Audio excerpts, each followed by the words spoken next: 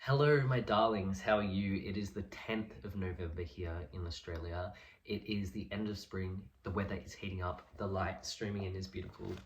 And I thought I would jump on here and start a new reading vlog for you guys. I've been reading like a madman. This week I've finished 3 books, which two of which you would have seen in my last reading vlog. But yeah, I thought now is the best time to jump on here and start the reading vlog. I'm tired from the week. It's been very hot this week. It's been around 30 degrees every day, 30 degrees again today. I'm extremely sunburned. I've been working all week, but I finally have a day off. I've got to do a few hours of work this morning, but nothing crazy. And I should be able to listen to an audiobook while I do that. So it should be really chill. But I want to jump on here and talk about Minor Detail by Adania Shibley. I read this last night. Text Publishing sent this out to me because I really wanted to read it. I think it's a really important book with a really important message, and over on TikTok there is a readathon that just finished, trying to expose this book and get some discourse about it. If you don't know, Minor Detail is written by Palestinian author Adania Shibley, and Adania Shibley was set to receive a very prestigious award at the Frankfurt Book Fair.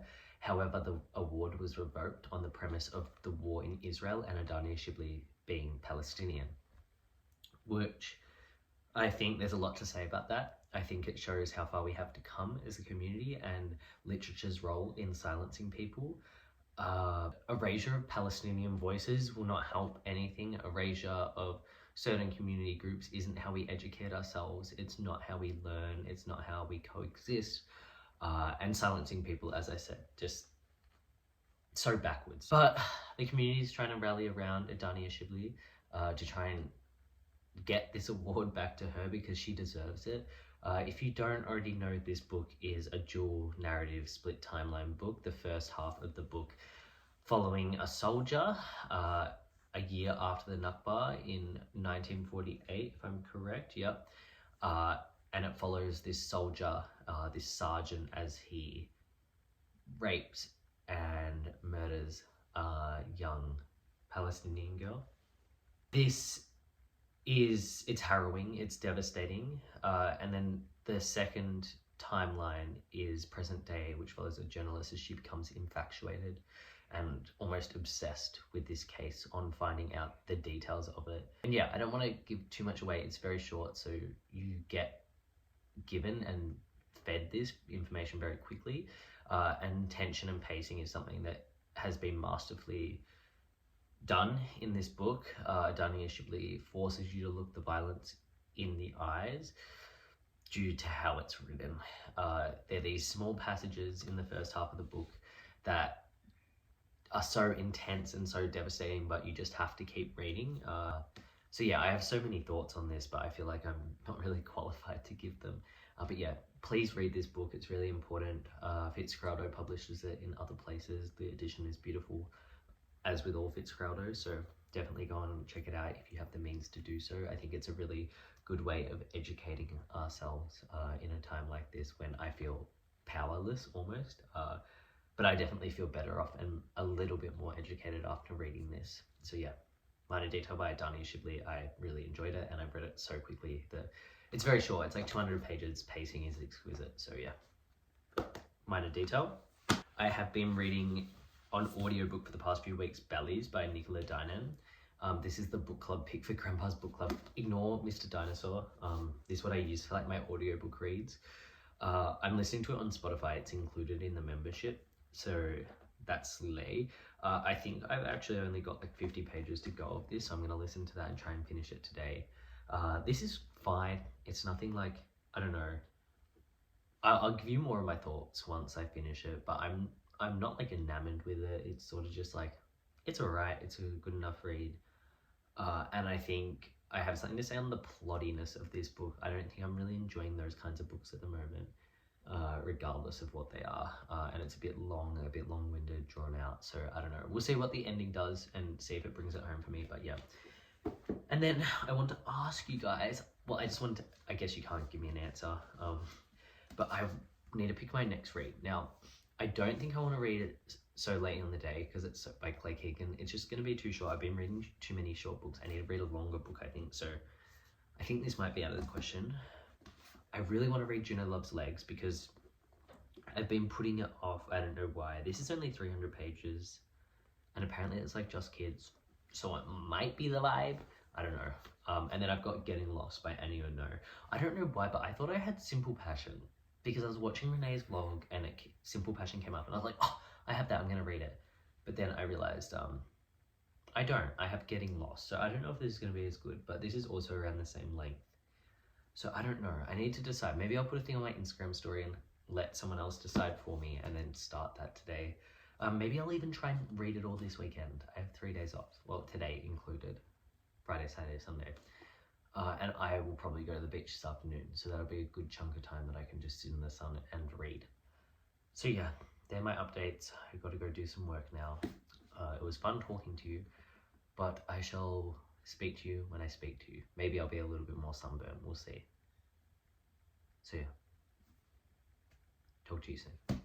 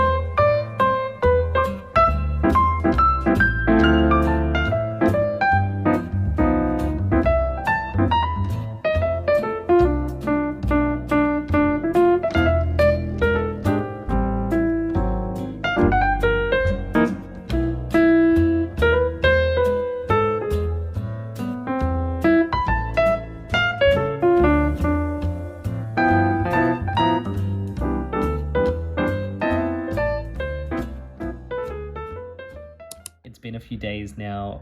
As you can see, actually you probably can't, I have actually rearranged my whole room. Yesterday I conned Brody into helping me do that, which was pretty fun and I'm much happier with it now. I started Juno Loves Legs on Friday. I had a beautiful day at the beach and I read I think 140 pages of it in one sitting. I haven't read any more of it since, but it is so it's so good. It's set in 1980s Dublin in a really low socioeconomic period, and it follows Juno and Legs as they embark on this cute little relationship, this little friendship, and I think it's going to move into their like later adolescence and their early adulthood, which is going to be really, really interesting. It's really sad, and I think it's really beautiful depiction of companionship and being loved and lost, and yeah, it's really good so far. Then, as I said yesterday, I just chilled out and we redid my room, which I have this really bad habit of wanting to change my room around all the time, but I thought I should just do it with furniture I have in the garage sitting there, because as I said, I do this all the time, because I've had the urge to do something like Renee has, like, so I read this book. She has like these beautiful long bookshelves, and I wanted a desk in my room again because I've just been editing these videos on my bed and my back is aching. So yeah, I decided I would do the right thing and just get my old desk out. So I guess I'll give you a tour later. But I did that, and I am going to take my dad to the bookshop now because my dad's been on a reading kick lately. So great grandpa's book club is here. So we're going to go to a small independent bookshop in Geelong called the Bookbird, and then I'm going to Officeworks because the gallery wall behind me, if you can see, is looking sort of shit. So I decided last night to take it upon myself to make a gallery wall, which Cami and I have done once before. And yeah, so Officeworks, I printed a few photos. They might be fucked, like they might be fuzzy. They warned me that might happen. And I was literally shit talking Officeworks last night because they said that was going to take them 7 days to print them, but it took them less than 24 hours. So good on you, Officeworks. So yeah, I'm going to do that, and then I'll show you guys the finished product, or maybe as I do it, you might even see that. So yeah, what I'm wearing is this Observe Gallery sweatshirt, this crew neck. Why did I call it a sweatshirt? That was so American. Yeah, this crew neck, and then I have a black t-shirt on underneath. I have these cargo shorts, get the legs out. It's not even very warm today. And then I have my loafers and Observe Gallery socks. I'll go backwards so you can see. Yeah, that's the outfit. My dad made fun of me for the white socks, but I love white socks and loafers, so get off my case. Anywho's, yeah, I'll talk to you guys soon. Ta-da, bye.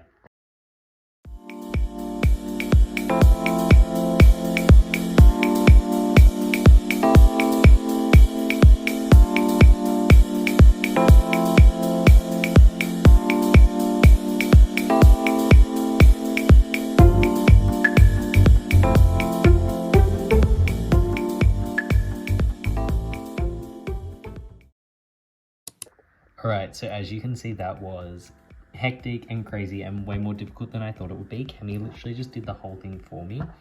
But I thought I'd give you like a little room tour now that it's done, so let's get on to that.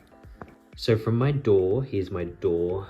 We walk in and you see we've got the mirror over in this corner with all my plants. Then got a little fiddle leaf fig and this little coffee table, which used to house my record player. And I've got some of my favorite like coffee table books. I've got like a little to read pile there. Yeah, and then yeah, a few coffee table books, things I use all the time, keys, wallet, headphones. Yeah. Then we have my bed, which is so broken, which you would have seen in the clips yesterday, but whatever.